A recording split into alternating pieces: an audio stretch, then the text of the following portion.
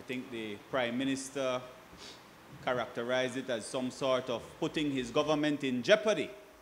But we see now why they were all getting very jumpy on that side of the house, why they were all getting nervous, because they had a $100 million loan that was coming their way. And so now we see why the UDP has put out a press release. We see, well, you need to read your own press release, sir, because they're saying I was putting your loan in jeopardy, which I did not, clearly. And Madam Speaker, the point that I wanted to make earlier is that I was invited to visit Beijing and Shanghai, Mr. Prime Minister, by none other than the president of the Belize Chinese Association.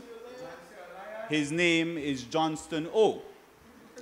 And it is unfortunate that we live under somewhat communist circumstances where businessmen like Johnston Oh are victimized and attacked, that they then have to put out press releases that all they went to China to do was to translate. I can tell you, Madam Speaker, we visited so many facilities, agricultural facilities, technological facilities, and not one day did Mr. Johnston Oh provide any translation services.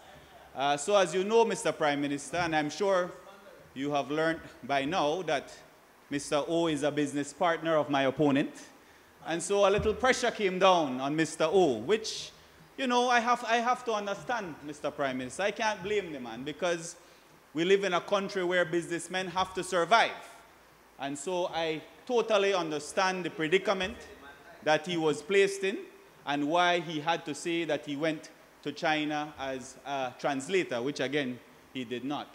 But moving on from there, Madam Speaker, I was invited unofficially, Mr. Prime Minister, I don't know if you've been watching the news, but unofficially, and not as a member of the People's United Party, although there were other members there, I was invited also not as a member of your government.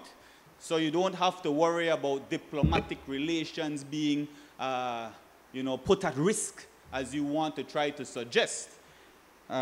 It was really a learning and educational experience for me, because we learned of effective poverty alleviation strategies that has taken China. We're talking about 800 million people out of poverty. Today, they only have 87 million people in poverty, and it is their strategy and goal to have zero poverty by next year.